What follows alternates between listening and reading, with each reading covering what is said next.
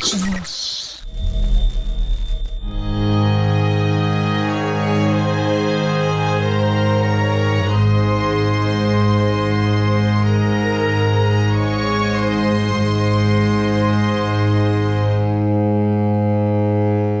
O texto de hoje não escrevi a partir de uma foto que eu tenha feito por aí com minha velha Canon. Ele surgiu da lembrança de uma imagem que carrego desde a infância.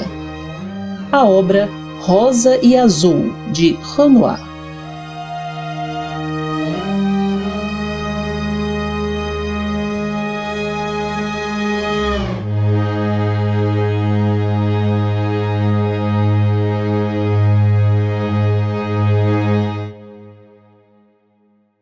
As irmãs Caen d'Anvers. Meu pai nasceu na roça e estudou até a 5ª série. Não carrega muita cultura, mas semeou um pouco de conhecimento e de arte dentro de casa. Era a década de 1970, quando os vendedores de enciclopédias visitavam clientes de porta em porta. Esses profissionais lograram êxito em nosso endereço.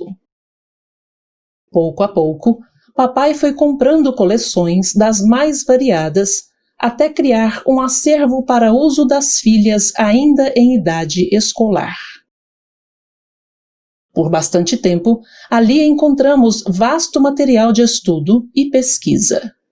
Tanto que não me lembro de estudar ou fazer trabalhos em biblioteca pública ou da escola.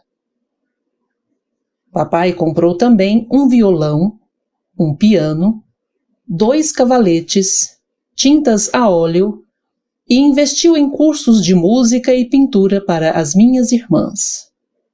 Eu era pequena e, infelizmente, não tive as mesmas oportunidades, mas me lembro bem dessa época. Ele sempre gostou de fotografia e vivia com uma câmera nas mãos, registrando pequenas viagens e aniversários da família e dos parentes. Chegou a comprar um projetor para apresentar filmes nas paredes pintadas de branco que tínhamos em casa. Não houve nenhuma sessão de clássicos da 7ª arte. As películas mostravam antigas corridas de carro e de moto. Outra paixão do meu pai: veículos sobre 2 e 4 rodas. Lembro também que ele mandou emoldurar a reprodução de uma das obras de um artista famoso, Rosa e Azul, do pintor impressionista francês Pierre-Auguste Renoir, que eu já gostava de olhar na coleção sobre grandes pintores da nossa biblioteca particular. O quadro foi exposto com destaque na sala.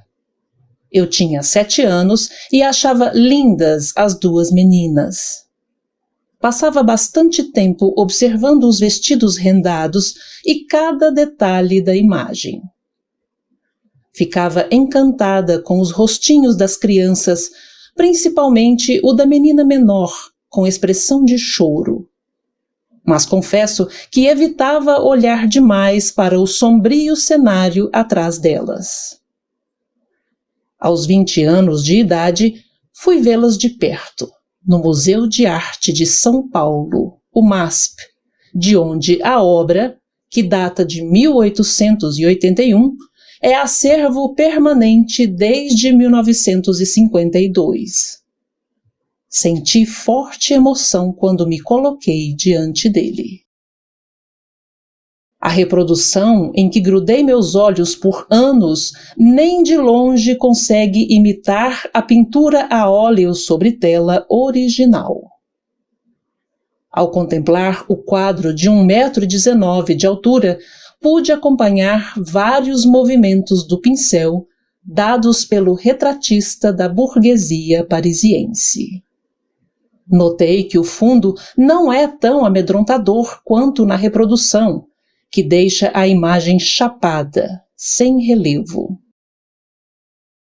Não há muita definição dos contornos, mas chego a sentir, em minha viagem visual, a textura do tapete e do veludo da cortina, a maciez da renda de seda das roupas das crianças e das faixas de cetim rosa e azul na cintura.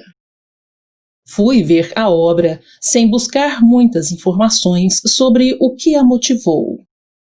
Sabia que as meninas eram duas irmãs, Alice e Elizabeth, filhas de uma rica família judia e que posaram para Renoir quando estavam com 5 e 6 anos, respectivamente. Décadas se passaram desde a primeira visita ao MASP. Em 2012, tive outra oportunidade de ver o quadro de perto, mas nunca mais havia me interessado por elementos da história por trás da pintura. Agora que estou me arriscando no mundo dos portraits, resolvi pesquisar sobre a famosa obra que me foi apresentada na infância. Em minha procura na internet, encontrei, na edição de março de 2019 da revista Piauí, um texto do crítico de arte e doutor em filosofia Lourenço Mami, intitulado Duas Meninas, Renoir, Proust e os Nazistas.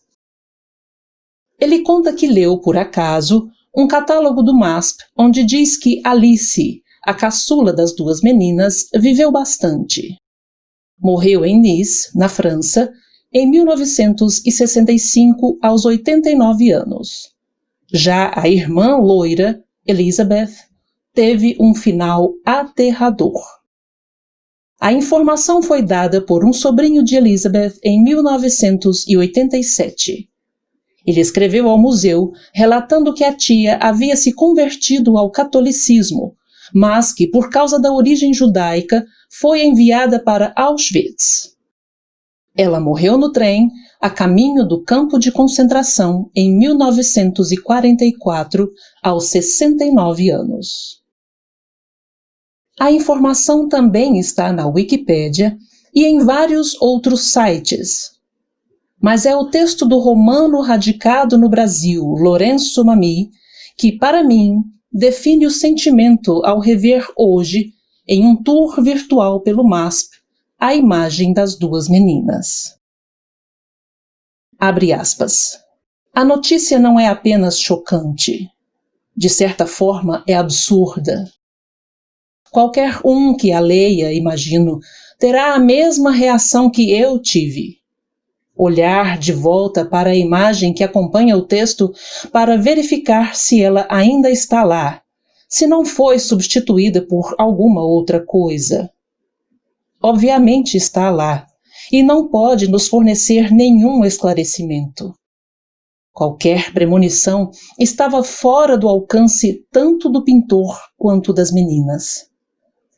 A própria ideia de holocausto parece incompatível com Renoir.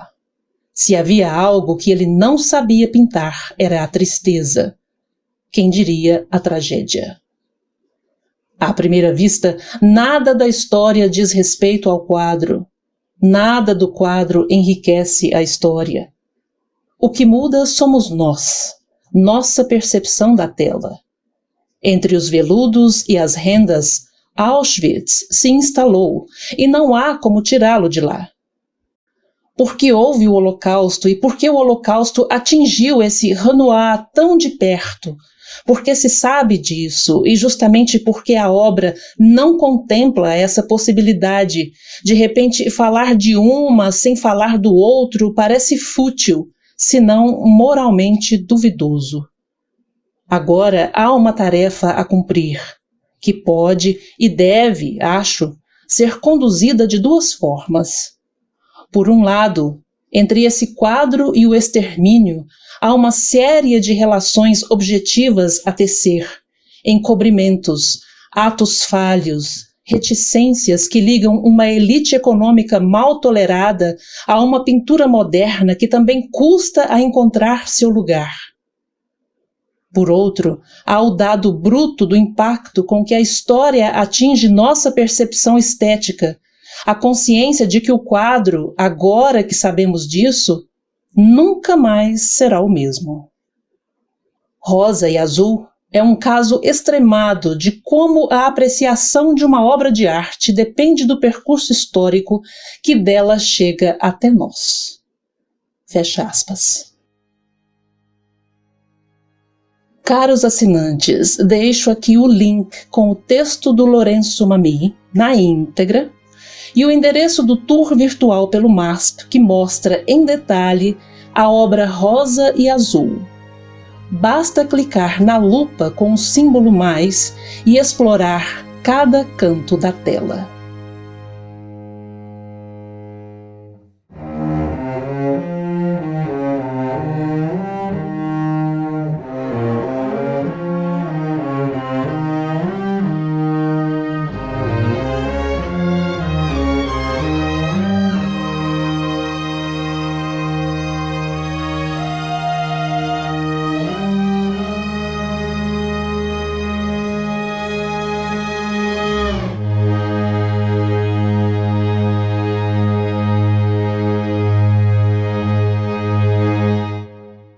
Muito obrigada pela companhia.